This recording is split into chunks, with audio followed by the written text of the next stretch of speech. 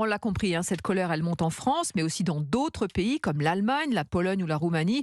Et même si les revendications sont différentes, le point de tension reste le même, la politique européenne de Bruxelles.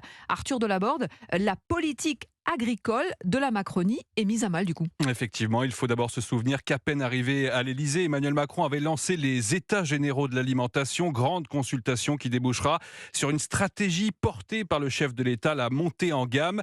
Les agriculteurs français ont été incités à se concentrer sur des produits plus onéreux qui sont devenus inaccessibles à de nombreux consommateurs en raison de la perte de pouvoir d'achat. Plus largement, ce sont les contraintes de plus en plus fortes qui exaspèrent la profession, une avalanche de normes vertes, la plupart du temps votées à Bruxelles par les eurodéputés macronistes, mais aussi bien souvent durcies à l'échelle nationale pour renvoyer l'image du bon élève européen. C'est ce qu'on appelle la surtransposition.